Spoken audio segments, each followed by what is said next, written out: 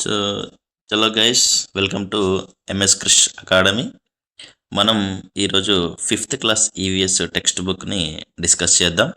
So first of all మన ఈ book ముందర ఉన్న జాతీయ గీతము ఎవరు రాశారు, ప్రతిజ్ఞ ఎవరు రాశారు, ఇటువంటి చిన్న చిన్న బిట్స్ అయినా కూడా ఒకసారి చూసుకోండి. ఎందుకంటే జాతీయ గీతం అని అడిగినప్పుడు మాత్రమే జనగణమన గుర్తుపెట్టుకోండి. జాతీయ గేయం అడిగితే వందే మాతరం. సో జాతీయ గీతం రవీంద్రనాథ్ ఠాగూర్ గారు రచించారు. అలాగే జాతీయ గేయం, సో గేయం అడిగినప్పుడు మనకు వందే మాతరం అని గుర్తుపెట్టుకోండి. సో వందే మాతరం ఎవరు రాశారండి? Right, very good. మనకు బంకించంద్ర చటర్జీ గారు రాశారు. సో అలాగే ప్రతిజ్ఞ, సో ఏది ప్రతిజ్ఞ అనేది ఎవరు రాశారు? పైడిమర్రి వెంకట సుబ్బారావు గారు. సో ప్రతిజ్ఞ ఎవరు రాశారండి? పైడిమర్రి వెంకట సుబ్బారావు. ప్లెడ్జ్ అనేది ఈయన నల్గొండ జిల్లాకి చెందిన వ్యక్తి, మన తెలంగాణ వ్యక్తి. సో మన భారతదేశం మొత్తంలో ఈ ప్రతిజ్ఞను సేమ్ ఇదే విధంగా అందరూ కూడా చేస్తున్నారు స్కూళ్ళలో. సో ఇక్కడ ప్రతిజ్ఞను రాసింది ఎవరంటే పైడిమర్రి వెంకట సుబ్బారావు. జాతీయ గీతం జనగణమన. జాతీయ గీతం అంటే ఏమిటంటే జనగణమన. ఎవరు రాశారు? రవీంద్రనాథ్ ఠాగూర్. అలాగే జాతీయ గేయం అంటే ఏంటిదంటే వందే మాతరం. రాసింది బంకించంద్ర చటర్జీ. రైట్, మనం లేట్ చేయకుండా ఒకసారి సిలబస్ చూసేద్దాం. సో ఫిఫ్త్ క్లాసు సిలబస్లో ఇక్కడ మనకు మీకు స్క్రీన్ పైన కనిపిస్తున్నవి కదా. సో మొత్తము 16 లెసన్స్ ఉండడం జరిగింది. సో ఈ 16 లెసన్స్ గురించి మనం ఈరోజు డిస్కస్ చేద్దాం. సో మనకు ఏ మెటీరియల్ కంటే కూడా టెక్స్ట్ బుక్ అనేది అత్యంత ప్రామాణికం. కాబట్టి మనము టెక్స్ట్ బుక్స్ని ఎక్కువగా ఫాలో అవ్వాలి, అట్లనే మార్క్స్ వస్తాయి. జంతువులు మన జీవనాధారం ఫస్ట్ లెసను. సో ఇక్కడ మనకు గమనించవలసిన పాయింట్ ఏంటి అంటే జంతువులు మన జీవనాధారం ఫస్ట్ పేజీలో ఇక్కడ జంతువుల్ని మనం ఎందుకు మచ్చిక చేసుకున్నాం. సో జంతువుల్ని ఎందుకు మచ్చిక చేసుకున్నామంటే ఆహారం, రక్షణ, రవాణా కోసం. సో ఆహారము, రక్షణ, రవాణా కోసం జంతువుల్ని మనము మచ్చిక చేసుకోవడం జరిగింది. అలాగే మీరు చిత్రంలో చూస్తున్న ఒంటెలు, ఈ ఒంటెలు అనేది ఎక్కువగా ఏ రాష్ట్రంలో ఉంటాయండి? రైట్, మీరు అందరికీ తెలుసు, మనకు రాజస్థాన్ రాష్ట్రం అనేది ఒంటెలు ఎక్కువగా ఉంటాయి. ఎందుకంటే అక్కడ రాజస్థాన్లో ఏముందండి? ఎడారి ఉంది. సో ఎడారి పేరు మీ అందరికీ తెలుసు అనుకుంటున్నా. సో భారతదేశంలో ఉన్న ఎడారి పేరు రాజస్థాన్లో ఉన్న ఎడారి పేరు థార్ ఎడారి. సో థార్ ఎడారి అనేది రాజస్థాన్ రాష్ట్రంలో ఉంది. కాబట్టి ఇక్కడ ఒంటెలు ఎక్కువగా ఉపయోగిస్తూ ఉంటారు. రాజస్థాన్లోని వాళ్ళందరూ వివిధ ప్రదేశాలకు వచ్చి ఆ ఒంటెలను ఎక్కించి పిల్లలను, పెద్దవాళ్ళని ఎక్కించి తిప్పి కూడా వాళ్ళు కాస్త జీవనోపాధిని పొందుతున్నారు.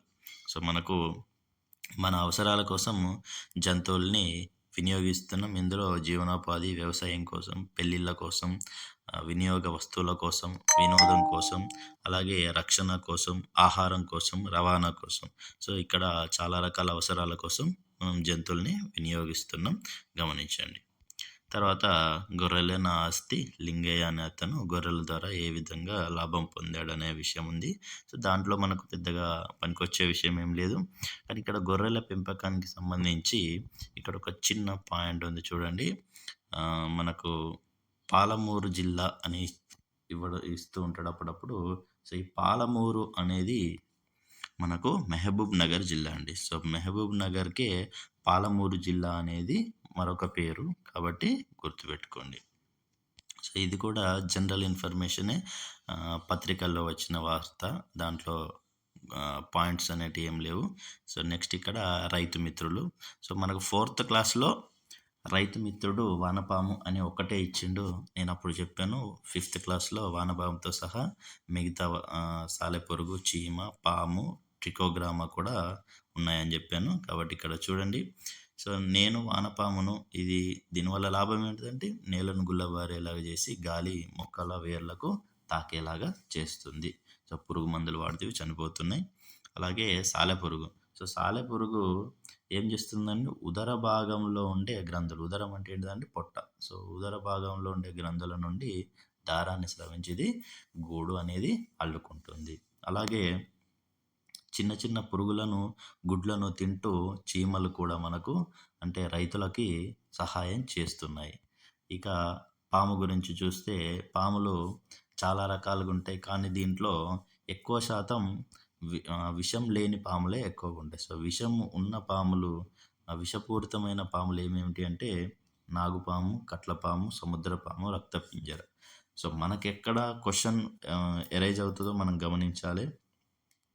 కింది వాటిలో విషరహితమైన పాము ఏది అని అడగొచ్చు. లేదా విషపూరితమైనది కానిదేది అని కూడా అడగొచ్చు. సో, ఆప్షన్స్ నాగుపాము, కట్లపాము, సముద్రపాము ఇచ్చి ఇంకేదైనా ఆప్షన్ ఇచ్చినప్పుడు విషరహితమైనది అంటే విషం లేనిది. సో, ఈ 3 కాకుండా మిగతాది మనం సెలెక్ట్ చేసుకోవాల్సి ఉంటుంది. అలాగే ఇక ట్రికోగ్రామా. సో, ఇక్కడ మనకు ఇంపార్టెంట్ క్వెషన్ అనుకోవచ్చు మనం దీంట్లో ఈ పేజ్‌లో. సో, ఇంపార్టెంట్ ఏంటిదంటే ఈ ట్రికోగ్రామా అనేది ఏంటి అసలు? సో, ట్రికోగ్రామా అనేది కూడా ఒక జీవి. దీనిని ప్రయోగశాలలో సృష్టించడం జరిగింది. సో, ఇది నార్మల్‌గా ఉద్భవించింది కాదు. సో, శాస్త్రవేత్తలు దీన్ని తయారు చేశారు. దీని జీవితకాలం ఏందంటే ఇది 7 రోజులు మాత్రమే బతుకుతది. సో, 7 రోజుల్లో ఇది ఏం చేస్తది అంటే పంట పాడు చేసే పురుగుల యొక్క గుడ్లను ఇది నాశనం చేస్తదన్నట్టు. ఈ పంట పాడు చేసే పురుగుల యొక్క గుడ్లను నాశనం చేస్తది. సో, ఇది కాదు క్వెషన్ అసలు. క్వెషన్ ఎక్కడ పడుతదంటే ఈ ట్రికోగ్రామాని తయారు చేసిన వాళ్ళెవరు అని ఇచ్చి ఇదిగో ఈ పేరుని అడిగే అవకాశం ఉంటది. సో, ఇక్కడ గుర్తుపెట్టుకోండి జాతీయ వ్యవసాయ పరిశోధన మండలి ఐసీఏఆర్ ఫుల్ ఫామ్ అడగొచ్చు. అంటే ఐసీఏఆర్ ఇక్కడ ఇంగ్లీష్‌లో చూసుకున్నప్పుడు మనము ఐసీఏఆర్ అంటే Indian council of agriculture and research. Indian council అంటే మండలి. చూడండి ఇక్కడ ఇండియన్ అంటే జాతీయకు సెట్ అవుతుంది. అంటే జాతీయ అంటే నేషనల్ కాబట్టి ఇండియన్. అలాగే కౌన్సిల్ అంటే మండలి. అలాగే అగ్రికల్చర్ అంటే వ్యవసాయం, రీసెర్చ్ అంటే పరిశోధన. సో, ఇక్కడ Indian council of agriculture and research ICAR అని అంటారు. సో, ఇక్కడ జాతీయ వ్యవసాయ పరిశోధన మండలి లేదా ఇంకా వేరే పేర్లతోటి ఇవ్వచ్చు. సో, అక్కడ మనము కన్ఫ్యూజ్ కాకుండా జాతీయ వ్యవసాయ పరిశోధన మండలి Indian council of agriculture and research అనేది గుర్తుపెట్టుకోవాలి. ఇక జంతువుల వల్ల కలిగే లాభాలు ఎద్దుకొమ్మలతో గుండీలు తయారు చేయడం, నెమలి ఈకలతో విసనకర్రలు తయారు చేయడం ఇలాంటివి మనం చాలా ఉత్పత్తులు ఉన్నాయి ఇక్కడ. చూడండి ఇక్కడ గవ్వలు కానీ లేదా ముత్యాలు, బ్యాగ్స్, అలాగే తేనె, పట్టు వస్త్రాలు. సో, పట్టు పురుగుల నుంచి పట్టు వస్త్రాలు తయారు చేయడం. సో, రకరకాల ఉపయోగాలు అనేటివి ఇక్కడ ఇవ్వడం జరిగింది. జంతువులకు మరి అవసరాలు ఉంటాయా? మనలాగే వాటికి కూడా గాలి, నీరు, ఆహారం ఇట్లాంటివన్నీ కూడా అవసరం అవుతాయా అనేది మనం గమనించాలి. ఎందుకంటే జంతువుల పట్ల నిర్దాక్షిణ్యంగా వ్యవహరించకూడదు. కరుణ, దయ, సానుభూతి చూపాలి. ఇక్కడ చూడండి బంధించబడిన జంతువుల యొక్క ఫోటోలు, చిత్రాలు ఇవ్వడం జరిగింది. సో, వాటి యొక్క బాధ ఎలా ఉంటుంది, వాటి యొక్క ఇన్నర్ ఫీలింగ్ ఏంటి అనేది మనకు కొన్ని ఇవ్వడం జరిగింది. ఇక్కడ లక్ష్మి అనే ఒక కోతి తను ఎంత బాధపడుతుంది అనేది ఇచ్చారు. సో, ఇందులో కూడా మనకు గుర్తుపెట్టుకోవాల్సిన అంటే ఎగ్జామ్ పాయింట్ ఆఫ్ వ్యూలో గుర్తుపెట్టుకోవాల్సిన అవసరం అయితే ఏం లేదు. సో, బుట్టలోని పాము. సో, అది స్వేచ్ఛగా తిరిగేది. సో, ఇక్కడ కొన్ని అడగొచ్చు. అంటే ఇక్కడ పాయింట్స్ ఏం లేకున్నా కూడా కొన్ని సెంటెన్సెస్ అనేటివి ఫ్రేమ్ చేయొచ్చు. సో, పాము అనేది పాలు తాగుతుందా? సో, పాము పాలు తాగుతుంది అనేది ఇచ్చి ఇది సరైనదా కాదా అని అడగొచ్చు. కానీ పాము పాలు తాగదు. సో, నేను పాలు తాగను అని ఇక్కడ ఇచ్చారు. పాము అనేది పాలు తాగదు. కానీ మనం దానికి పోస్తే ఏమైతుంది ఊపిరితిత్తుల్లోకి వెళ్ళి బాధ పెడతా ఉంటాయి. అలాగే పంజరంలో చిలక జ్యోతిష్యాల పేరుతోటి, జాతకాల పేరుతోటి వాటిని బాధ పెడుతున్నారు. దంతాల కోసం ఏనుగులని, చర్మం కోసం పులిని, జింకను, పాములు మొదలగు వాటిని చంపి బంధిస్తున్నారు, తింటున్నారు, వేటాడుతున్నారు. మరి దీన్ని అరికట్టడం ఎలా? జంతువులకి మరి రక్షణ లేదా అంటే జంతువుల యొక్క రక్షణ కోసం 1971లోనే ప్రభుత్వం వారు ఆలోచించారు. దీని ప్రకారం ఏం చేశారంటే 1971లో మనకు వన్యప్రాణి రక్షణ చట్టం అనేది ఏర్పాటు చేయడం జరిగింది. సో, ఈ వన్యప్రాణి రక్షణ చట్టం ప్రకారం ఏం చేస్తారు? అంటే అడవిలో ఉండే జంతువులను అంటే పులి, ఏనుగు, నెమలి మొదలైన అడవి జంతువులను వేటాడడం గానీ, అమ్మడం, విక్రయించడం గానీ నేరం. సో, ఈ ఈ విధంగా చేసినా కూడా చేస్తే ఏం చేస్తారంటే వేటాడడం చేస్తే ఏం చేస్తారు 3-7 సంవత్సరాల వరకు మనకు జైలు శిక్ష వేయడం జరుగుతుంది. లేదా రూ. 1,00,000 జరిమానా కూడా విధిస్తారు. ఒక్కొక్కసారి 2 కూడా పడొచ్చు మన యొక్క తప్పుని బట్టి. ఇక తగ్గుతున్న జంతువుల జనాభా. సో, మనకు జంతువులు అనేటివి అంతరించిపోతున్నాయని గత క్లాస్‌లో కూడా చెప్పడం జరిగింది. ఈ క్లాస్‌లో మనకు ఏ ఏ జంతువులు అంతరించిపోతున్నాయి అనేది మనకి ఇక్కడ పేర్లు ఇచ్చారు. ఖచ్చితంగా ఇక్కడ నుంచి బిట్ అడిగే అవకాశం ఉంటది. చూడండి ఈ పార్ట్‌లో మనకు వాటి పేర్లు ఇచ్చారు. పులులతో పాటు బట్టమేక పక్షులు, కలివికోడి, పుంగనూరు ఆవులు, అలాగే this is royal Bengal tiger. So, ఇది దీని మీద క్వెషన్ ఎక్కడ అడగొచ్చు అంటే, భారత్‌తో పాటు రాయల్ బెంగాల్ టైగర్ ఇంకా ఏ దేశంలో కనిపిస్తుంది? సో, ఇక్కడ వేరే దేశాల ఆప్షన్స్ ఇచ్చేసి అడగొచ్చు. సో, బంగ్లాదేశ్ అండ్ భారత్ రెండిట్లో కూడా కనిపిస్తుంది. అలాగే మనకు పేరులో కూడా ఉంది రాయల్ బెంగాల్. బెంగాల్ అంటే బంగ్లా. సో, రాయల్ బెంగాల్ టైగర్ అనేది భారత్ అండ్ బంగ్లాదేశ్ 2 దేశాలలో ఉంటుంది. ఇక అంతరించిపోతున్న వీటి యొక్క పేర్లు అనేటివి మనం ఖచ్చితంగా గుర్తుపెట్టుకోవాలి. అంతరించిపోయినది డైనోసార్. అంతరించిపోతున్నవి ఇక్కడ పులులతో సహా తెల్ల పులులు మనకు 4th క్లాస్‌లో వచ్చింది. అలాగే బట్టమేక పక్షులు, కలివికోడి, పుంగనూరు ఆవులు, ఇక రాబందులు కూడా అంతరించిపోతున్నాయి. సో, ఈ రాబందుల గురించి కూడా ఇక్కడ మనకు రాబందు 2 అడుగుల ఎత్తు ఉంటుంది. అలాగే ఇంకొకటి టూటు అనేది గుర్తుపెట్టుకోండి. 2 అడుగుల ఎత్తు అలాగే రూ. 2,00,000 ఇస్తారు. రాబందు ఆచూకీ తెలిపిన వాళ్ళకి తెలంగాణ జీవ వైవిధ్య మండలి వాళ్ళు తెలంగాణ జీవ వైవిధ్య మండలి వాళ్ళు ఏం చేస్తున్నారంటే మనకు రూ. 2,00,000 ఇవ్వడం జరుగుతుంది. సో, మన రాష్ట్రంలో ఇది చాలా ప్రదేశాలలో కనిపించడం లేదు. కాబట్టి వీటిని కాపాడాలని చెప్పి ప్రయత్నిస్తున్నారు ప్రభుత్వం వాళ్ళు. సో, మరి జీవ వైవిధ్యం ఎందుకు కాపాడుకోవాలి అంటే, ఇది భూమి అనేది కేవలం మనుషులది కాదు. ఇక్కడ ప్రతి ఒక్క జీవికి జీవించే హక్కు ఉంది. సో, అంతిమంగా ఏ జీవి నష్టపోయినా చివరకు మనిషి దానికి బాధ్యత వహిస్తున్నాడు. అంటే మానవ చర్యల వల్లనే ఎక్కువ జీవులు నాశనమైపోతూ ఉన్నాయి. ఎందుకంటే మనకు ఇప్పుడు ఇంతకుముందు గతంలో అయితే ఎప్పుడో ఒకసారి ఒక జీవి పూర్తిగా అంతరించిపోయేది. కానీ ఇప్పుడు ప్రతి 20 నిమిషాలకు ఒక జీవి అంతరించిపోతుంది. సో, 20 నిమిషాలకు ఒక జాతి అంతరించిపోతుంది అంటే మనం ఏ విధంగా బ్రతుకుతున్నాం అనేది మనం ఆలోచించాలి. సో, ఇక్కడ అంతా నాదే అని అత్యాశ పడుతూ మనిషి ఎక్కువగా దురాశతోటి మానవ చర్యలనేటివి ఉన్నాయి. మానవుల యొక్క కోరికలు, అత్యాశలు పెరిగితే ఏమైతదండి? జీవితం దుఃఖమయం చేస్తుంది.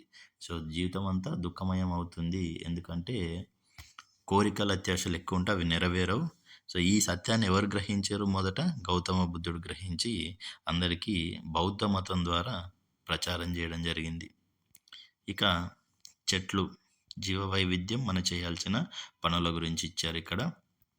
క్రిమిసంహారకాలు వాడకూడదు, ప్లాస్టిక్ వ్యర్థ పదార్థాలు ఉపయోగించకూడదు. అలాగే జంతువులను మనం దయతో చూడాలి. సో, కీలక పదాలు ఇచ్చిండు ఇక్కడ. కీలక పదాల్లో మనం ఒకసారి చూసుకుందాం. జీవన ఆధారం అంటే ఏంటండి? జీవితానికి కావాల్సిన అంటే అవసరమైనది అన్నట్టు. సో, జంతువుల యొక్క మచ్చిక, సో ఆహారం, రవాణా, రక్షణ కోసం చేసుకున్నారు. జీవనోపాధి అన్నా కూడా జీవితానికి కావాల్సిన ఏదో ఒక పని. తర్వాత రైతు మిత్రులు. రైతు మిత్రులు ఎవరెవరండి? సాలెపురుగు, చీమ, పాము, ట్రికోగ్రామ, అలాగే మనకు వానపాము. సో, వ్యవసాయ పరిశోధన మండలి. సో, జాతీయ వ్యవసాయ పరిశోధన మండలి ICAR వాళ్ళు ట్రికోగ్రామాను తయారు చేశారు. సో, అలాగే వన్యప్రాణి రక్షణ చట్టం. ఈ వన్యప్రాణి రక్షణ చట్టం ఎప్పుడొచ్చింది అంటే 1971. 1971లో వన్యప్రాణి రక్షణ చట్టం వచ్చింది. 3-7 సంవత్సరాలు జైల్లో పడేస్తారు మనల్ని. అలాగే ఇంకేం చేస్తారు? రూ.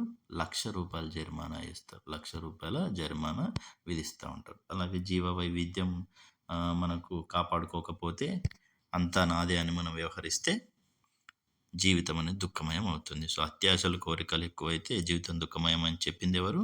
గౌతమ బుద్ధుడు. ఇక నెక్స్ట్ లెసన్‌లోకి వెళ్ళిపోదాం. నెక్స్ట్ లెసన్ వ్యవసాయం, పంటలు.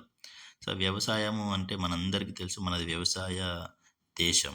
వ్యవసాయం అంటే పంటలు పండించడం, భూమిని సిద్ధం చేయడం. పట్టణాల్లో తినడానికి తిండి కూడా లభించని వాళ్ళు చాలామంది ఉంటారు. గ్రామాల్లోని వాళ్ళు పంటలు పండిస్తే పట్టణాల వాళ్ళకు తిండి అనేది లభిస్తూ ఉంటది. సో, వ్యవసాయానికి సంబంధించిన పనిముట్ల పేర్లు ఇచ్చారు ఇక్కడ. నాగలి, గొర్రు, పార, కొడవలి, వరి నాట్లు వేసే యంత్రము, పంట నూర్పిడి చేసే యంత్రము, కలుపు తీసే యంత్రము, గడ్డపార, ఇవన్నీ వ్యవసాయానికి పనికొచ్చే పరికరాలు. సో, ఒకసారి చూడండి, మనకందరికీ తెలుసు. ఏదైనా వ్యవసాయానికి పనికి రాని పనిముట్టు ఏది, ఇట్లాంటి ఏదన్నా అడిగినప్పుడు కూడా చేయొచ్చు. గతంలో నాగలితో పొలం దున్నేవారు, ఇప్పుడు ట్రాక్టర్లతో దున్నుతున్నారు. అలాగే విత్తనాలు.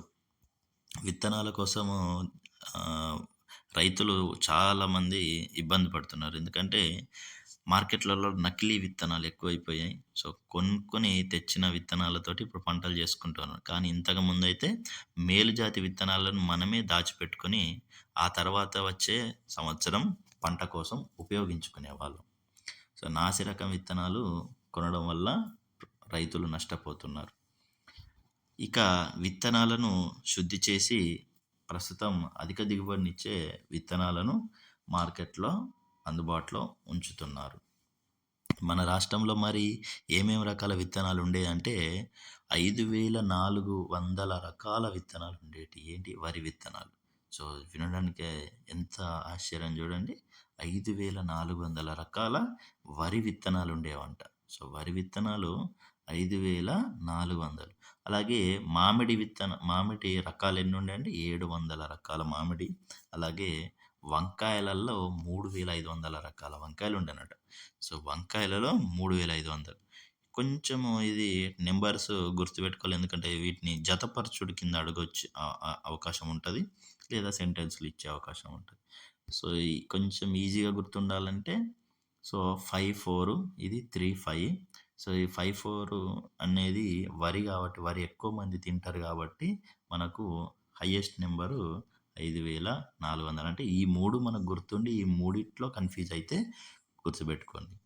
సో, తర్వాత వరి తర్వాత వంకాయలు ఎక్కువ తింటారు కాబట్టి 3,500. ఇక మామిడి తినేది తక్కువనే కాబట్టి 740. సో, ఇట్లా గుర్తుపెట్టుకోండి, వీటిని అడిగే అవకాశం ఉంటుంది. జీవ పదార్థాలను భద్రపరచడంలో అశ్రద్ధ వలన మార్కెట్‌లో ఇటువంటి రకాల విత్తనాలన్నీ కూడా మనం కోల్పోయాం. అంటే ప్రస్తుతం ఇన్ని రకాల విత్తనాలనేటివి లభించడం లేదు. మన దేశంలో National Bureau of Plant Genetics అనే సంస్థ మొక్కల యొక్క జన్యువులను సేకరించి భద్రపరుస్తుంది. National Bureau of Plant Genetics మొక్కల యొక్క జన్యువులను భద్రపరుస్తుంది. సో, జీన్స్‌ని భద్రపరిస్తే ఏమైతుందంటే తర్వాత కూడా ఆ జీన్స్ సహాయంతో అటువంటి లక్షణాలు కలిగిన మొక్కలను ఉత్పత్తి చేయవచ్చు. సో, అది national Bureau of Plant genetics అనేది. అలాగే ఇక్కడ సుస్థిర వ్యవసాయం అంటే ఏ విధంగా చేయాలనేది ఇచ్చిండు. సో, సుస్థిర వ్యవసాయంలో ఒక దగ్గర పంట వేస్తే దానికి కావాల్సిన ఎరువులు కూడా మనమే తయారు చేసుకోవడం. అలాగే ఈ పశువులను పెంచడం వల్ల వాటి నుంచి కాస్త ఎరువు వస్తూ ఉంటుంది. ఒకే చోట 2, 3 రకాల పంటలు అంటే నష్టం రాకుండా రైతు ఏం చేయాలంటే సుస్థిర వ్యవసాయం చేసుకోవాలంటే ఇక్కడ ఏం చేసిండు, ఒక మల్లేష్ అనే అతను 5 ఎకరాల్లో మల్బరీ తోట, ఒక ఎకరంలో మొక్కజొన్న, దాంట్లోనే అంతర పంటగా అల్లము, ఒక ఎకరంలో పసుపు, 3 ఎకరాల్లో పశువుల మేత, ఇలా రకరకాల కూరగాయలు, మల్లెపూలు, బంతిపూలు, ఇట్లా రకరకాల వ్యవసాయం చేస్తున్నాడు. సో, దీనివల్ల ఏమైతుందంటే తన పొలంలో కంపోస్ట్ ఎరువు తయారు చేస్తున్నాడు. వానపాములతోటి వర్మీ కంపోస్టు తయారు చేస్తున్నాడు. చీడ పురుగులు పట్టకుండా వేప నూనె, పంచగవ్య మొదలగు సేంద్రియమైన మందులు వాడుతున్నాడు. సో, ఇక్కడ పంచగవ్య కానీ అలాగే జీవామృతం కానీ ఈ 2 కూడా ఆవు మూత్రము, ఆవు పేడ, బెల్లము, కొబ్బరి నీళ్ళు, నీరు ఇటువంటివన్నీ కలిపి తయారు చేస్తారన్నట్టు. సో, ఒక్కసారి జీవామృతం అనేది ఏది విధంగా తయారు చేస్తారనేది ఒకసారి చూద్దాం. ఇక్కడ జీవామృతం తయారు చేయడానికి కావాల్సినవి ఏమిచ్చిండో ఆవు మూత్రము, పేడ, మట్టి, బెల్లం, పప్పు ధాన్యాల పొడి, నీరు. సో, జీవామృతానికి కావాల్సిన పదార్థాలు ఏంటి అండి? ఆవు మూత్రము, ఆవు పేడ, మట్టి, బెల్లము, పప్పు ధాన్యాల పొడి, నీరు. ఇది జీవామృతం తయారు చేస్తున్నారు ఇక్కడ. అలాగే పంచగవ్య ఎలా తయారు చేస్తారండి? ఇక్కడ చూడండి, ఆవు మూత్రం, పేడ సేమ్. అలాగే నెయ్యి, పాలు, పెరుగు, అరటిపండు, కొబ్బరి నీళ్ళు, బెల్లము, నీరు. ఇక్కడ నెయ్యి, పాలు, పెరుగు, అరటిపండు, కొబ్బరి నీళ్ళు అనేవి ఎక్స్ట్రా యాడ్ అయినాయి.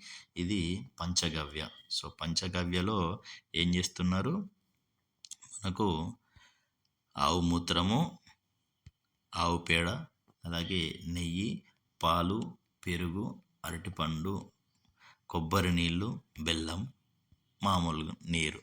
సో, ఇవన్నీ కలిపి పంచగవ్యను తయారు చేస్తున్నారు. సో, పంచగవ్య తయారు చేయడానికి ఆవు మూత్రం, పేడ, పాలు, పెరుగు, నెయ్యి, అరటిపండు, కొబ్బరి నీళ్ళు, బెల్లం, నీరు.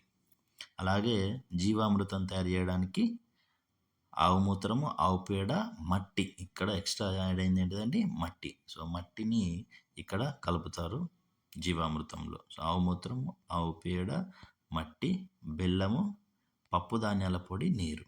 ఓకేనా? పాలు, పెరుగు, నెయ్యి అనేది పంచగవ్యలో ఉంటుంది. సో, మనం పంచామృతాలు అని అంటాం కదా, సో అట్లా మనం గుర్తుపెట్టుకోవచ్చు పాలు, పెరుగు, నెయ్యి. అలాగే జీవామృతం అంటేనేమో మట్టి, అలాగే పప్పు ధాన్యాల పొడి ఇక్కడ ఎక్స్ట్రా యాడ్ అయినాయి. సో, గుర్తుపెట్టుకోండి ఇవి. సో, క్వశ్చన్ అడిగే అవకాశం ఉంటుందండి దీంట్లోంచి. అలాగే రైట్, మరొక ఇంపార్టెంట్ బిట్ ఇక్కడ ఉంది ఏంటంటే లేయర్లు, బ్రాయిలర్లు. సో, లేయర్లు అంటే ఏంటిదండి? గుడ్ల కోసం మాత్రమే పెంచే కోళ్ళను లేయర్లు అంటారు. అంటే మామూలుగా ఇది జుట్టు కోడి, తెల్ల కోడి అంటుంటారు కదా, సో అవి. అలాగే మాంసం కోసం బ్రాయిలర్ కోళ్ళు, మనం చికెన్ సెంటర్లలో ఎక్కువ శాతం ఇప్పుడు ప్రజెంట్ వాడుతున్నవి బ్రాయిలర్ కోళ్ళు. ఇవి లావుగా ఉంటాయి. సో, చికెన్ పీసులు మెత్తగా ఉంటాయని ఇట్లా మాంసం కోసం మాత్రమే వీటిని పెంచుతూ ఉంటారు. సో, గుడ్ల కోసం పెంచేటి లేయర్లు, మాంసం కోసం పెంచే కోళ్ళను బ్రాయిలర్ కోళ్ళు అని అంటారు. సో, నష్టం రాకుండా, భూసారం దెబ్బతినకుండా తనే మొత్తము అన్ని రకాల ఎరువులను తయారు చేసుకుంటూ, మందులను, జీవామృతం, పంచగవ్య లాంటి మందులను తయారు చేసుకుంటూ అతను వ్యవసాయం చేస్తున్నాడు. సో, ఒక మహిళా రైతు విజయగాథ గంగావారు మానిమ్మ. ఈమెకు సహాయం చేసిన వాళ్ళు ఎవరు అంటే దక్కన్ డెవలప్మెంట్ సొసైటీ. సో, ఈమె ఎక్కడ చెందిందంటే సంగారెడ్డి జిల్లా న్యాల్కల్ మండలం గంగావారి అనే ఊరిలో ఈమె ఉండేది. సో, అక్కడ పంటలు వండేవి కదా, ఎక్కువగా ఎర్ర నేల ఉండేది. జొన్నలు, సజ్జలు వంటివి మాత్రమే వేసేవాళ్ళు. కానీ దక్కన్ డెవలప్మెంట్ సొసైటీ వాళ్ళు ఒక స్వచ్ఛంద సంస్థ ఏర్పాటు చేసి దాంట్లో సభ్యులను తీసుకొచ్చారు అన్నట్టు. సో, ఆ సభ్యులందరికీ వాళ్ళు హెల్ప్ చేసేవాళ్ళు. దాని ద్వారా వ్యవసాయం చేయడంలో వాళ్ళు చాలా రకాల సమస్యలను అర్థమయ్యేలాగా వాళ్ళకు, రైతులకు తెలియజేసి దిగుబడిని పెంచారు. ఇక్కడ క్వశ్చన్స్ ఉన్నాయి ఏంటంటే తొగాళ్ళు అంటే ఏంటి? సో, తొగర్కాయలు అని అంటుంటారు కొందరు. సో, తొగర్కాయలు అంటే కందికాయలు లేదా కందులను తొగాళ్ళు అంటారు. అలాగే తైదలు, రాగులు, ఇది చాలాసార్లు అడిగాడని క్వశ్చన్ కూడా. సో, తైదలకు మరో పేరే రాగులు, రాగులకు మరో పేరు తైదలు. అలాగే బొబ్బర్లు, అలసందలు. సో, ఇక్కడ బొబ్బర్లు, అలసందలు అనేవి ఒకే జాతికి చెందినవి. అలాగే పెసర్లు, కొర్రలు, ఉలవలు, పల్లీలు, సజ్జలు ఇటువంటివన్నీ కూడా వీళ్ళు పండిస్తున్నారు అన్నట్టు. సో, గుర్తుపెట్టుకోవాల్సింది ఏంటంటే తొగాళ్ళు అంటే కందులు, తైదలు అంటే రాగులు. దక్కన్ డెవలప్మెంట్ సొసైటీ వాళ్ళు అక్కడ వాళ్ళందరికీ హెల్ప్ చేస్తున్నారు. ఇక పంటలపైన విషపూరితమైన పురుగు మందులు కొట్టడం వల్ల పంటల భూసారం, ఆ భూముల యొక్క భూసారం కూడా దెబ్బతింటుంది. ఆ పంటల వల్ల మనకు కూడా చాలా రకాల రోగాలు వస్తున్నాయి. సో, ఈ చీడపీడలను తట్టుకోవాలంటే సేంద్రియమైన పద్ధతుల్లో కొన్ని మందులు ఉన్నాయి. అవేంటంటే మిరప, వెల్లుల్లి ద్రావణం, అలాగే వేప నూనె, పొగాకు కషాయం, వావిలాకు, పంచగవ్య. సో ఇంతకుముందు పంచగవ్య తయారు చేసుడు తెలుసుకున్నాం కదా. ఆవు పేడ, ఆవు మూత్రము, అలాగే పాలు, పెరుగు, నెయ్యి, బెల్లము, నీరు, కొబ్బరి నీళ్ళు, ఇటువంటి అన్ని కలిపి పంచగవ్య తయారు చేస్తారు. సో వావిలాకు కషాయం కానీ, పొగాకు కషాయం కానీ, వేప నూనె కానీ, ఇవన్నీ కొంచెం చేదుగా చేదుగా ఉంటాయి. అలాగే మిరప, వెల్లుల్లి ద్రావణాలు కొంచెం ఘాటైన వాసనను కలిగి ఉంటాయి. సో వాటి వల్ల పురుగులు కూడా నశించే అవకాశం ఉంటుంది. కాబట్టి ఇటువంటి సేంద్రియ పురుగు మందులను వాడటం అనేది మనకు కూడా చాలా మంచిది. సో పంటల్లో రకాలు. సో పంటలనేటివి ముఖ్యంగా 2 రకాలండి. ఒకటి మనకు డబ్బుల కోసం అంటే వాణిజ్యం పంటలు అంటారు. అలాగే తినడం కోసం అంటే ఆహార పంటలు అంటారు. సో వరి, గోధుమ, మొక్కజొన్న. సో ఇక్కడ క్వెషన్స్ ఖచ్చితంగా అడుగుతారు. ఏంటంటే కింది వాటిలో ఆహార పంట ఏది? లేదా కింది వాటిలో ఆహార పంట కానిది ఏది? అని క్వెషన్ అడగొచ్చు. సో అట్లాంటప్పుడు మనము ఖచ్చితంగా వీటిని గుర్తుపెట్టుకోవాలి. వరి, గోధుమ, జొన్న, మొక్కజొన్న, పప్పులు, నూనె ధాన్యాలు. నూనె ధాన్యాలు అంటే ఏంటండి? పల్లి కావచ్చు, లేకపోతే పొద్దుతిరుగుడు కావచ్చు. అట్లాంటి కూరగాయలు, పండ్లు మొదలగునవన్నీ వీటిని ఆహార పంటలు అంటారు. అలాగే ఇక్కడ పత్తి, జనుము, మిర్చి వంటి పంటలన్నిటిని వాణిజ్య పంటలు అంటారు. సో ఇక్కడ మనము పత్తి, జనుము, మిర్చి మనం దీంట్లో దేని దగ్గర కన్ఫ్యూజ్ అవుతామండి? రైట్. మిర్చి దగ్గర కన్ఫ్యూజ్ అయ్యే అవకాశం ఉంటుంది. ఎందుకంటే మిర్చిని మనం ఆహారంలో కూడా ఉపయోగిస్తాం. కానీ పచ్చి మిర్చి కాకుండా ఎండిన మిర్చినే ఎక్కువ మొత్తంలో మనం అమ్మడానికి ప్రయత్నిస్తాం కాబట్టి సో మిర్చి అనేది వాణిజ్య పంట కిందకే వస్తుంది. సో ఎందుకంటే మిర్చిని డైరెక్ట్‌గా ఎక్కువ రోజులు మనం తినలేం కదా.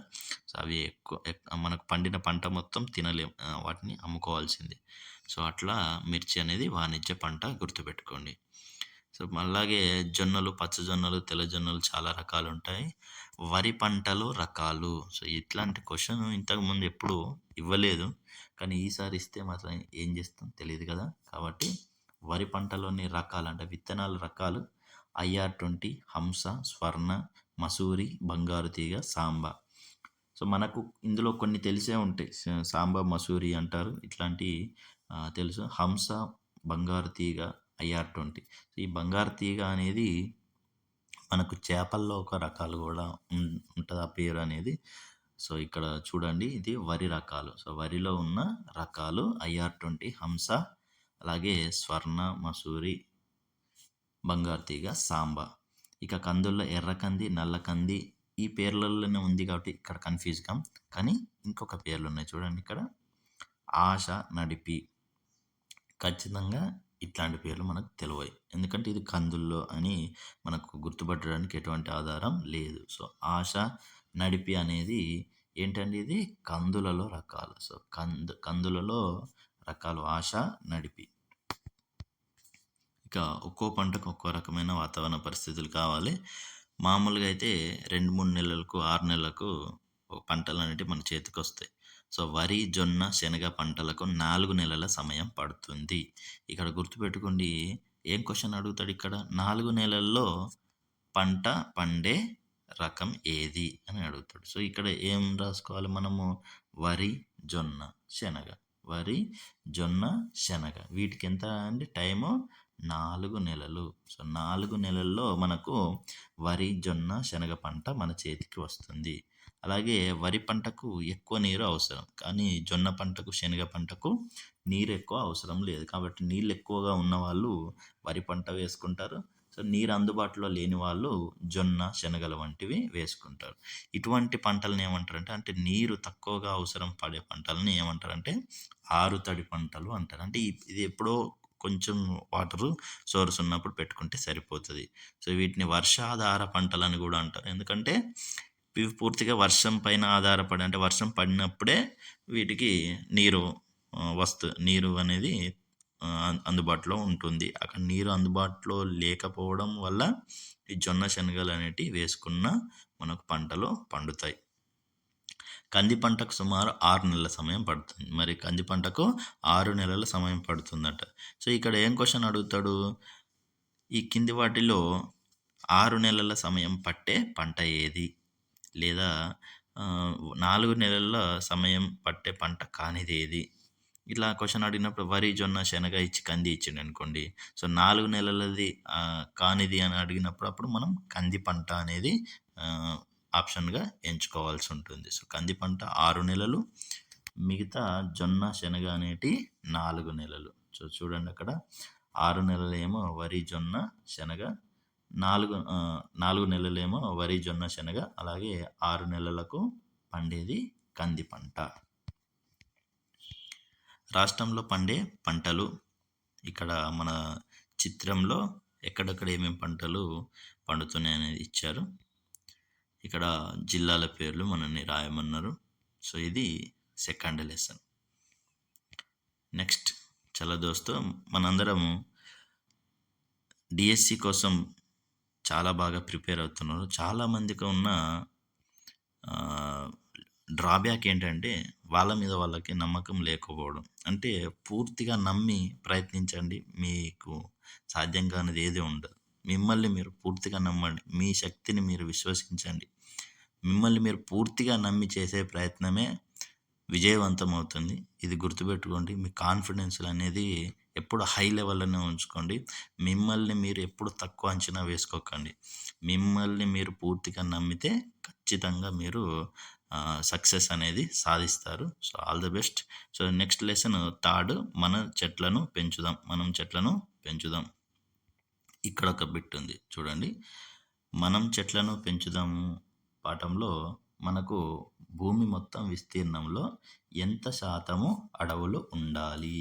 సో మొత్తం భూమి 100 ఎకరాలు ఉంటే దాంట్లో 33 ఎకరాలలో ఖచ్చితంగా అడవులు ఉండాలి. 33 ఎకరాలలో అడవులు ఉండి మిగతా ప్రదేశంలో అడవులు లేకపోయినా ఒకటి బ్యాలెన్స్డ్గా ఉన్నట్టు, ఆ భూమి అనేది బ్యాలెన్స్డ్గా ఉన్నట్టు. సో మొత్తం భూమి పైన 33% అడవులు ఉండాలి.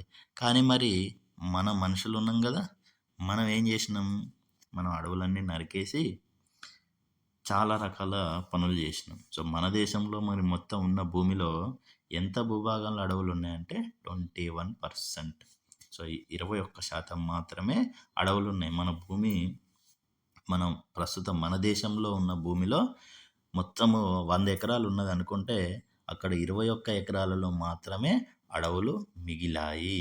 ఒకప్పుడు 100% అడవులే. మనుషులు, జంతువులు అందరూ కూడా అడవుల్లో నివసిస్తున్నప్పుడు మొత్తం అన్ని చోట్ల అడవులు ఉండేది. కానీ ప్రస్తుతం ఎంత శాతానికి వచ్చింది?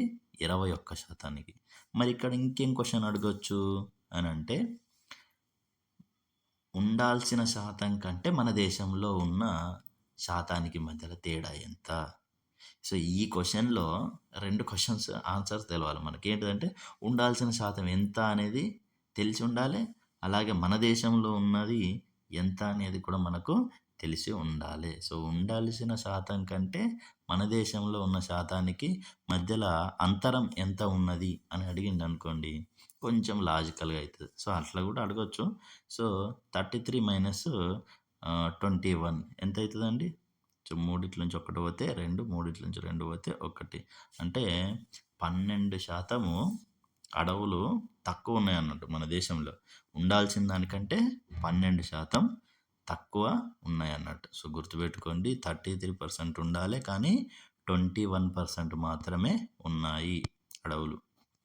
అలాగే ఇక్కడ అడవుల విస్తీర్ణం తగ్గడం వల్ల అని ఇస్తాడు. అడవుల విస్తీర్ణం తగ్గడం వల్ల అని ఇచ్చి ఆప్షన్స్ ఏమిస్తాడంటే, పక్షులు, జంతువుల సంఖ్య తగ్గుతున్నది. ఆప్షన్ 1 పక్షులు, జంతువుల సంఖ్య తగ్గుతున్నది. ఆప్షన్ 2 భూగర్భ జలాలు తగ్గుతున్నాయి. ఆప్షన్ 3 నదులు ఎండిపోతున్నాయి. ఆప్షన్ 4 భూమి ఉపరితల ఉష్ణోగ్రత తగ్గుతున్నది. సో అడవుల విస్తీర్ణం తగ్గడం వల్ల ఏది మరి కరెక్ట్? ఇక్కడ పక్షుల, జంతువుల సంఖ్య తగ్గుతున్నది, భూగర్భ జలాలు తగ్గుతున్నాయి, నదులలో నీరు తగ్గుతున్నది, భూమి ఉపరితల ఉష్ణోగ్రత తగ్గుతున్నది. ఇక్కడ ఆన్సర్ ఏదై ఉంటుందండి? రైట్, భూమి ఉపరితల ఉష్ణోగ్రత అనేది తగ్గటం లేదు, పెరుగుతూ ఉన్నది.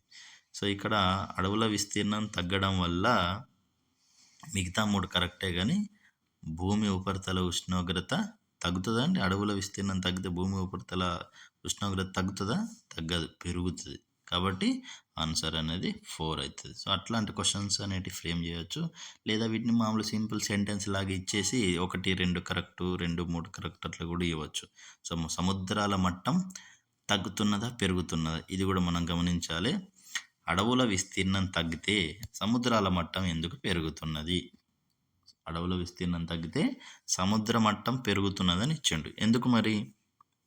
ఎందుకంటే అడవుల విస్తీర్ణం తగ్గడం వల్ల ఇక్కడ భూమి ఉపరితల ఉష్ణోగ్రత పెరుగుతుంది అని తెలుసు కదా మనకు.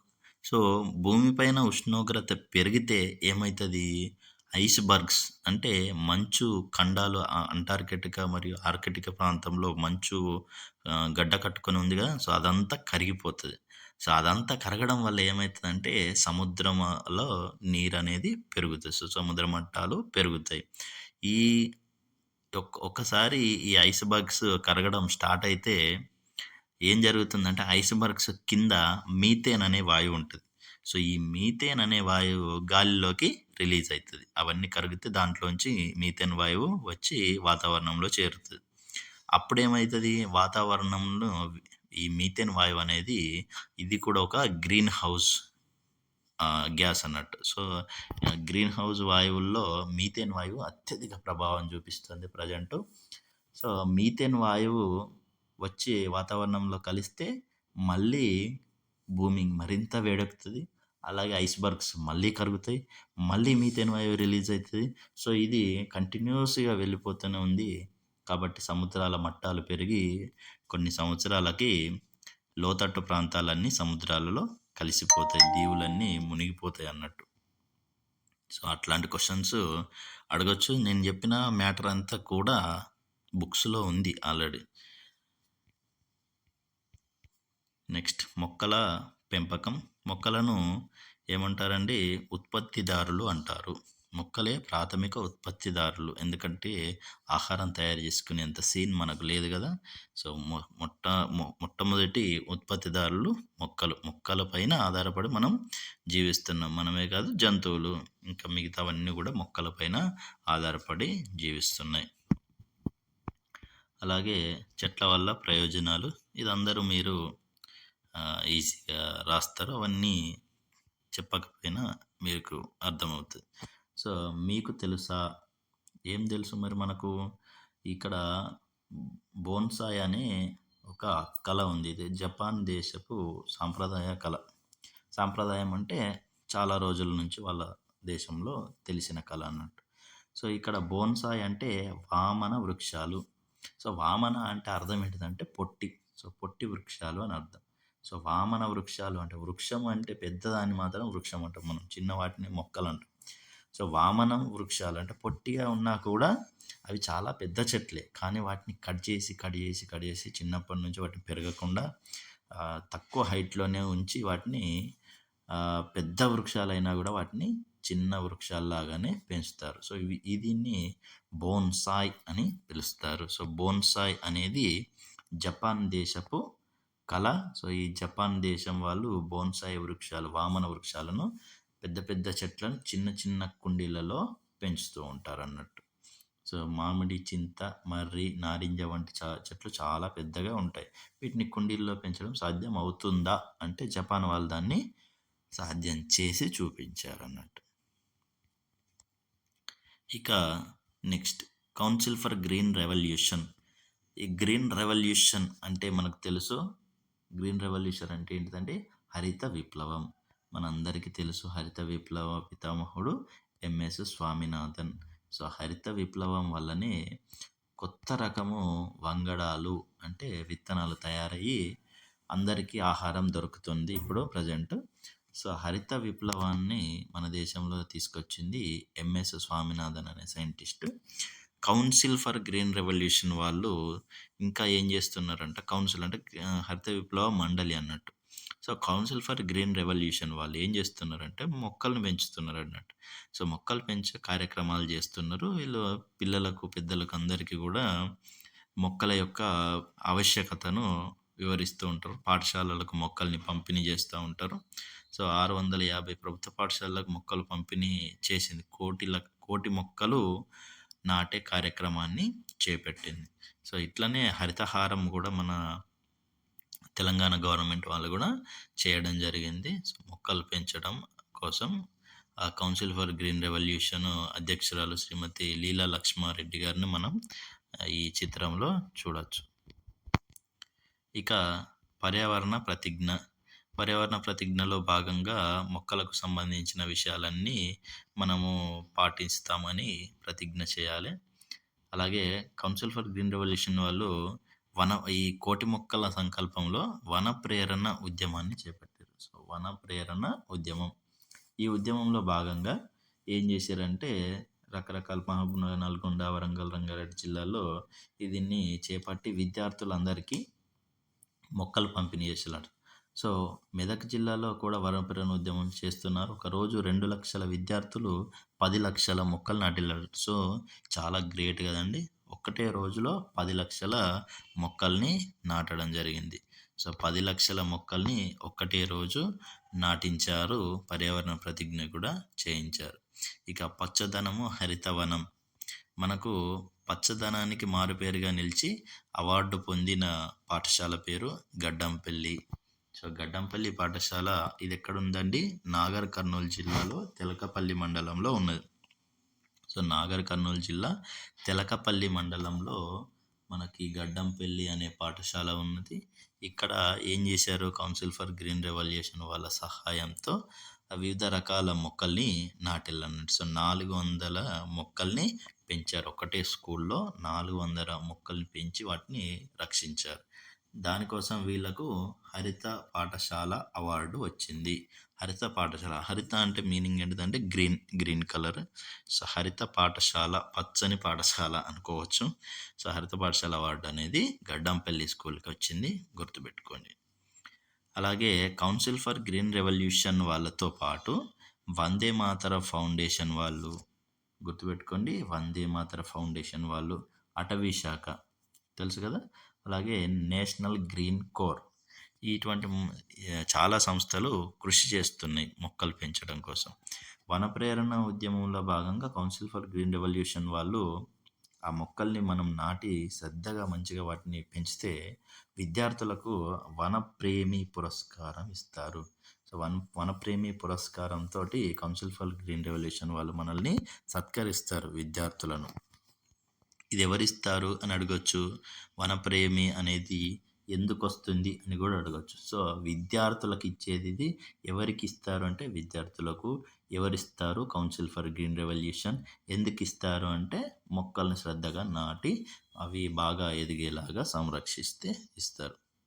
అలాగే నేషనల్ గ్రీన్ కోర్ వాళ్ళు పర్యావరణాన్ని రక్షించడం, పని అనుభవం ద్వారా పచ్చదనాన్ని ఆస్వాదించడం, శ్రమ విలువను తెలియజేయడం, వాతావరణ కాలుష్యాన్ని గుర్తించడం, సో గ్రామస్తులందరికీ పర్యావరణం మీద అవగాహన కల్పించడం వంటి లక్ష్యాలతోటి ఈ నేషనల్ గ్రీన్ కోర్ అనేది ఏర్పడింది. ప్రస్తుతం మన రాష్ట్రంలో ఉన్నత పాఠశాలలో, హై స్కూల్స్లో దీన్ని అమలు చేస్తున్నారు అన్నట్టు ఈ నేషనల్ గ్రీన్ కోర్ వాళ్ళు.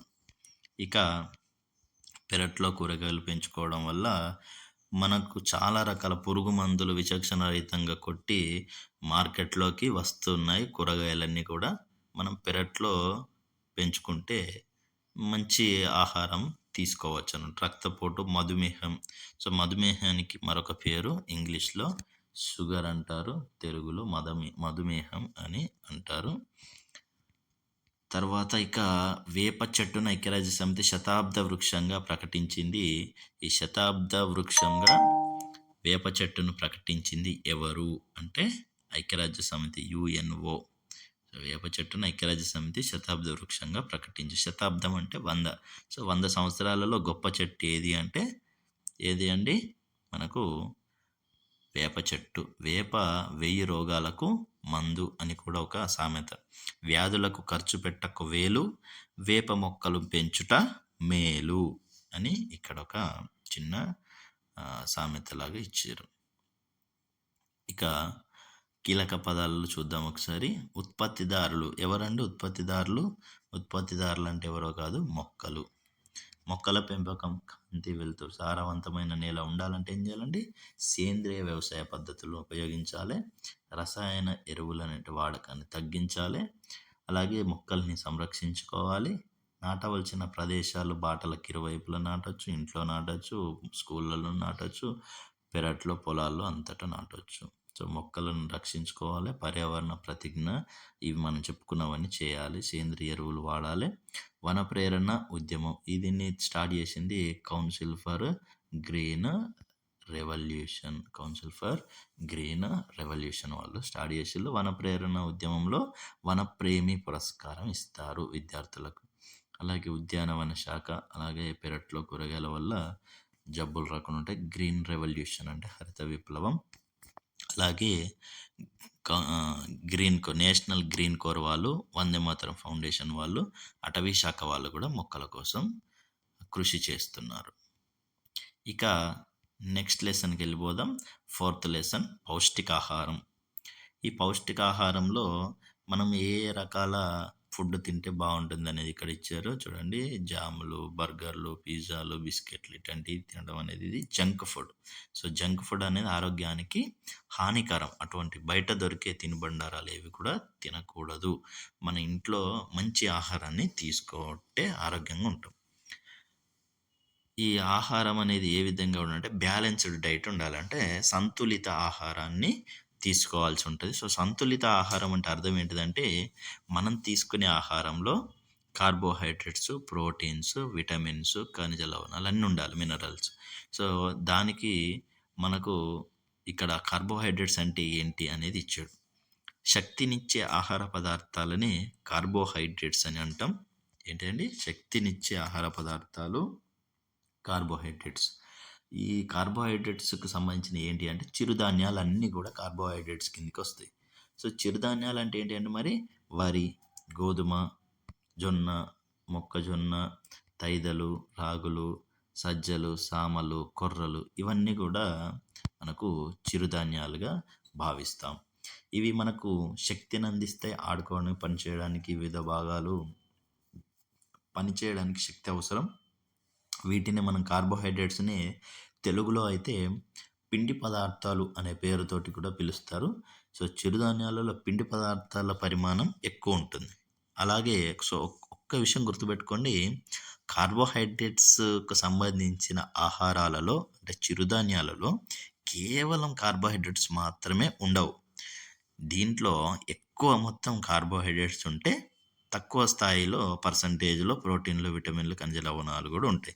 సో ఏ ఆహారం అయినా కూడా ఒక్కటే టైప్ ఆఫ్ శక్తిని అనేది అవి క్యారీ చేయవు. అంటే కార్బోహైడ్రేట్స్ ఉన్న వాటిలలో మిగతాయి కూడా ఉంటాయి.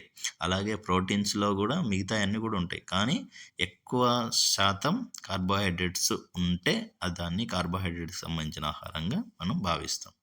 సో తైదలు, సజ్జలు, మొక్కజొన్నలు, జొన్నలు, గోధుమలు, వడ్లు ఇవన్నీ మనకు ఫొటోస్ ఇచ్చారు. మీ అందరికి కూడా తెలిసే ఉంటాయి. కొన్ని తెలియని ఉన్నా కూడా చూసి గుర్తుపట్టుకోండి. ఇక ఆలుగడ్డ, చక్కెర, బెల్లం, చిలగడదుంప ఇవి కూడా శక్తినిచ్చే ఆహార పదార్థాలే. వెన్న, నెయ్యి, నూనె వంటి మొదలగు వాటిలో ఎక్కువగా కొవ్వులు ఉంటాయి. సో ఎక్కువగా కొవ్వులు ఉంటాయి కాబట్టి వాటిని కొవ్వుకు సంబంధించిన ఆహార పదార్థాలు అవి. కొవ్వు పదార్థాలు కూడా శరీరానికి శక్తినిస్తాయి. సో శక్తినిచ్చేవన్నీ కూడా ఇక్కడ మనం గుర్తుపెట్టుకోండి. శక్తినిచ్చే ఆహార పదార్థాలకు సంబంధించినవి ఇచ్చిండు.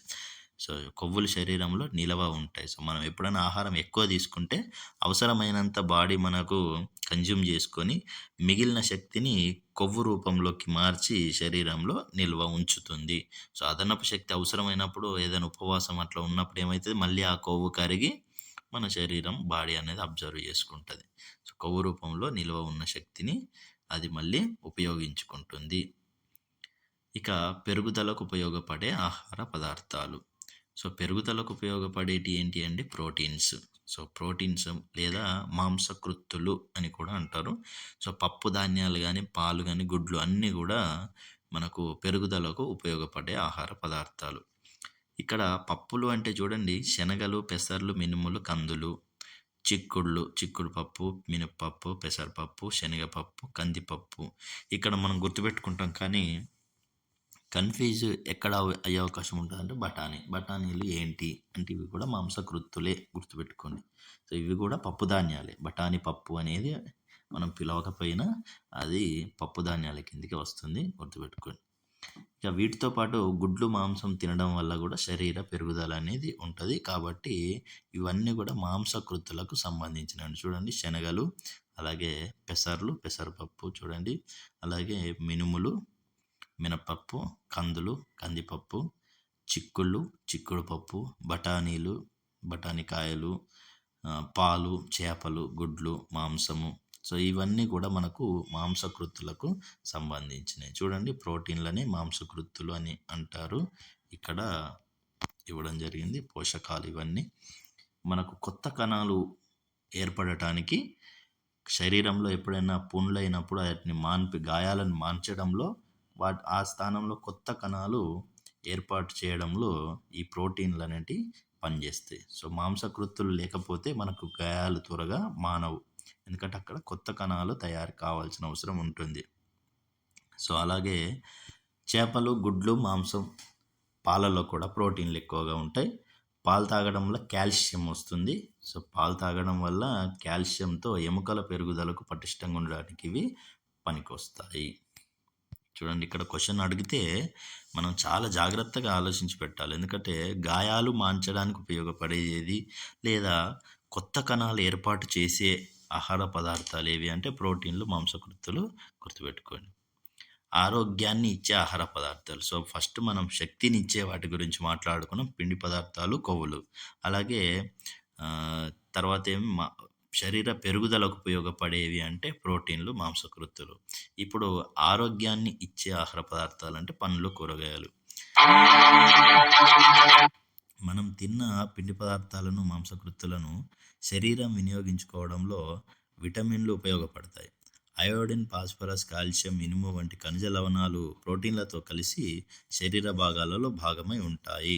సో ఇక్కడ మనకు కావాల్సినవి ఆహారాన్ని ఇచ్చేటి ఏంటి అండి, ఇట్లాంటి ఆహారంలో ఉండే ఖనిజ లవణాలు.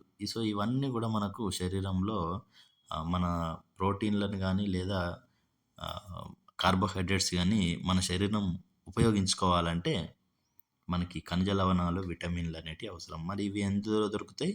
విటమిన్లు, ఖనిజ లవణాలు అనేటివి మనకు పులియబెట్టిన ఆహార పదార్థాలలో, మొలకెత్తిన గింజల్లో, అలాగే పండ్లు, కూరగాయల్లో మనకు లభిస్తాయి. సో విటమిన్స్ అండ్ మినరల్స్ కావాలంటే మనము పండ్లు, కూరగాయలు ఎక్కువగా తీసుకోవాల్సి ఉంటుంది. మనకు కావాలంటే విటమిన్ రైట్. ఆకుకూరలు, కూరగాయలు, పండ్లు తీసుకుంటే మనకు ప్రోటీన్స్ కానీ, కార్బోహైడ్రేట్స్ కానీ మన శరీరం అనేది అబ్జర్వ్ చేసుకోవడానికి విటమిన్స్, మినరల్స్ కావాలి. విటమిన్స్, మినరల్స్ అనేటివి వస్తాయి ఆకుకూరలు, కూరగాయలు, పండ్ల ద్వారా. ఇక నెక్స్ట్, ఇక్కడ ఏవైనా ఆహార పదార్థాల లోపం ఉంటే మనకు రకరకాల వ్యాధులు వస్తాయి. మెరాస్మస్ కానీ లేదా క్వాషియార్కర్ లాంటి వ్యాధులు వస్తూ ఉంటాయి. సో ఇక్కడ రష్మి అనే వయసు చూడండి, పొట్ట ఎలా ఉందో. సో కైలాష్ వయసు 7 సంవత్సరాలు, కానీ పెద్దవాళ్ళ కనబడతాడు. సో పిజ్జాలు, బర్గర్లు తినడం. ఈ రష్మి అనే ఆమె అన్నము, రొట్టెలు కూడా దొరకడం కష్టం. సో తక్కువ ఆహారం తీసుకోవడం, ఎక్కువ ఆహారం తీసుకోవడం, పోషకాహార లోపం అనేది. సో ఇక్కడ ఆహారం అనేది ఎంత తీసుకున్నాం అనేది కాకుండా పోషకాహారం ఎంత తీసుకున్నాం అనేది చాలా ముఖ్యం. అందుకని గవర్నమెంట్, ప్రభుత్వం వాళ్ళు కూడా ఒక మెనూ అనేది క్రియేట్ చేసాను. సో మధ్యాహ్న భోజనాలలో మెనూని వాడటం జరుగుతుంది. సో మెనూ ప్రకారం భోజనం అనేది పాఠశాలలో పెట్టాల్సి ఉంటుంది. ఇక నెక్స్ట్, ఆహార పిరమిడ్ చార్ట్ అనేది చూడండి. కావాల్సినంత తినాల్సినవి చూడండి, అలాగే ఎక్కువగా తినాల్సినవి, తగినంత తినాల్సినవి, అరుదుగా తినాల్సినవి. కావాల్సినంత తినాల్సినవి ఏంటి అంటే ఇక్కడ కార్బోహైడ్రేట్స్ ఇచ్చారు చూడండి. సో కార్బోహైడ్రేట్స్ అనేవి కావాల్సినంత తినొచ్చు. అలాగే ఎక్కువగా తినాల్సినవి ఏంటి అండి, పండ్లు, కూరగాయలు, ఆకుకూరలు. ఇక తగినంత మోడరేట్లో మాత్రమే తినాల్సినవి ఇక్కడ కొవ్వులు, మాంసాలకు సంబంధించినవి. అలాగే ఇక అత్యంత తక్కువగా తినాల్సినవి ఏంటండి, అన్నిటికంటే తక్కువ అరుదుగా తినాల్సినవి ఇక్కడ ఇట్లాంటి పిజ్జాలు, బర్గర్ లాంటివి ఇచ్చారు. అంటే ఇంకా తక్కువ శాతం షుగర్ లెవెల్స్ ఉన్నాయి కాబట్టి ఇట్లాంటివి అన్నట్టు. ఇక జీర్ణమైన ఆహారము రక్తం ద్వారా శరీరం భాగాలకు చేరుతుంది. సో మనకు జీర్ణమైన ఆహారం రక్తం ద్వారానే శరీర భాగాలకు చేరుతుంది. శరీర పెరుగుదల అనేది జరగాలంటే శరీరం ఆరోగ్యంగా ఉండాలి, అన్ని రకాల పోషకాలు అందాలి. కాబట్టి మనకు సంతులిత ఆహారం అనేది కావాలి. మన శరీరానికి పిండి పదార్థాలు, మాంసకృత్తులు, విటమిన్లు, ఖనిజ లవణాలు ఇవన్నీ కూడా అవసరం. ఇవన్నీ ఉన్న ఆహారాన్ని మనము సమతుల ఆహారం అని అంటాం. బ్యాలెన్స్డ్ డైట్ అని పిలుస్తూ ఉంటాం. ఇక టమాటాలో ఉండే పోషకాలు ఏమేమి ఉన్నాయో ఒకసారి చూద్దాం.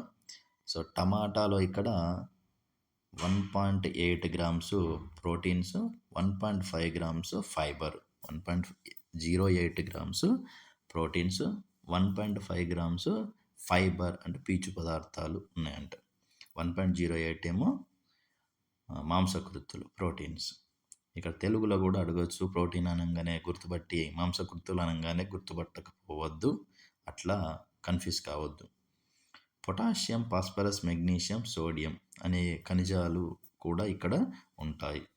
అలాగే దీంతో పాటు విటమిన్స్ ఏమేమి ఉంటాయంటే vitamin A, vitamin B2, vitamin B6, vitamin E, vitamin C, vitamin K, చాలా రకాల విటమిన్స్ అనేటివి మనకు టమాటా నుండి లభిస్తాయి. చూడండి, గుర్తుపెట్టుకోండి, A, B2, B6, E, C, K ఇవన్నీ లభిస్తాయి. మరి ఈ ఒక టమాటా నుండి మనకు దీని నుండి 22 క్యాలరీల శక్తి లభిస్తుందంట. సో 22 క్యాలరీల శక్తి అనేది మనకు లభిస్తుంది. ఆహారంలో శరీర పెరుగుదలకు ఉపయోగపడే ఆహార పదార్థాలు తీసుకోకపోతే శరీర భాగాలు ఉబ్బుతాయి, మొహం ఉబ్బుతుంది, చురుగ్గా ఉండలేరు, నీరసంగా ఉంటారు. సో ఇక్కడ సరైన పోషకాహారం తీసుకోవడం అనేది మానసిక, శారీరక పెరుగుదలకు ఉపయోగపడుతుంది. మన ఆరోగ్యం బాగుండాలంటే ఇక్కడ 3 ఇచ్చింది చూడండి. ఈ కుర్చీని చూస్తే మనకు అర్థమైపోతుంది. చిన్న స్టూల్ చూడండి, స్టూల్కి 3 కాళ్ళు ఉన్నాయి. సో ఈ 3 కాళ్ళతో నిల్చుంటేనే మనం ఆరోగ్యంగా ఉంటాం. అవి ఏంటంటే పెరుగుదలకు సహాయపడేవి, శక్తిని ఇచ్చేవి, ఆరోగ్య పరిరక్షణ, వ్యాధి నిరోధక శక్తిని ఇచ్చేవి. సో ఇక్కడ మనం గుర్తుపట్టాలి, పెరుగుదలకు సహాయపడేవి అంటే ఏంటి అండి? ప్రోటీన్స్. శక్తిని ఇచ్చేవి అంటే ఏంటండి? మనకు కార్బోహైడ్రేట్స్. ఆరోగ్య పరిరక్షణ, వ్యాధి నిరోధకాలు అంటే విటమిన్స్, మినరల్స్. ఇక మనం ఏం తినాలి అంటే రెడీమేడ్గా ఉన్న వస్తువులను కాకుండా, అంటే జంక్ ఫుడ్ కాకుండా ఇంట్లో తయారు చేసుకున్న హోమ్ ఫుడ్ అనేది మేలు. అలాగే జొన్నలు, కంకులు, వేరుశనగలు, శనగలు, కందులు, బొబ్బర్లు, అలసందలు ఇటువంటివన్నీ మనము తయారు చేసుకొని తింటే బెటర్. ఇదంతా జంక్ ఫుడ్. చూడండి, ఈ జంక్ ఫుడ్స్ అనేవి ఆరోగ్యానికి హానికరం. శీతల పానీయాలు అంటే కూల్ డ్రింక్స్, అలాగే రెడీమేడ్ వస్తువులు అంటే జంక్ ఫుడ్లో చాలా రకాల రంగురంగులు చల్లుతూ ఉంటారు. సో ఫుడ్ ప్రిజర్వేటివ్స్ అనేవి ఆరోగ్యానికి చాలా హానికరం. ఇక్కడ కీలక పదాలను ఒకసారి చూద్దాం. పోషకాహారం అంటే అన్ని రకాల ఆహారం ఉండాలి. దాంట్లో కార్బోహైడ్రేట్స్, ప్రోటీన్స్, విటమిన్స్. కార్బోహైడ్రేట్లు లేదా పిండి పదార్థాలు, ప్రోటీన్లు లేదా మాంసకృత్తులు, ఈ మారు పేర్లు అన్నట్టువి. జంక్ ఫుడ్ అంటే బయట దొరికేది. సంప్రదాయ ఆహారం అంటే తరతరాలుగా మన తాతలు తండ్రులు తిన్న ఆహారం, మంచి ఫుడ్. శక్తినిచ్చేవి అంటే కార్బోహైడ్రేట్స్, పెరుగుదల ఉపయోగపడేవి అంటే ప్రోటీన్స్, ఆరోగ్య పరిరక్షణకు ఉపయోగపడేవి అంటే విటమిన్స్, మినరల్స్, వ్యాధి నిరోధక శక్తినిచ్చేవి కూడా. అలాగే పిల్లల హక్కు అంటే మంచి ఆహారం పొందడం. స్థూలకాయం అనేది ఈ బ్యాలెన్స్డ్ డైట్ లేకపోవడం వల్ల వస్తుంది. మధ్యాహ్న భోజనంలో మెనూ ప్రకారంగా సంతులిత ఆహారం, పోషకాహారాన్ని అందిస్తున్నారు. ఆహార పిరమిడ్లో మనము ఆరోగ్యానికి అవసరమైనవి మాత్రమే ఎక్కువ తినాలి, ఆరోగ్యానికి హానికరమైనవి చాలా తగ్గించుకోవాలి అని మనకు తెలుస్తుంది. దీంతో మనకు ఈ లెసన్ కంప్లీట్ అయిపోయింది. సో నెక్స్ట్ మనం తర్వాయి భాగాన్ని నెక్స్ట్ పార్ట్లో చెప్పుకుందాం. సో మీకు క్లాస్ కనుక మన క్లాసులన్నీ నచ్చినట్టయితే మీ మిత్రులకు కూడా షేర్ చేయండి, సబ్స్క్రైబ్ చేయండి. MS Krish academy. జై హింద్.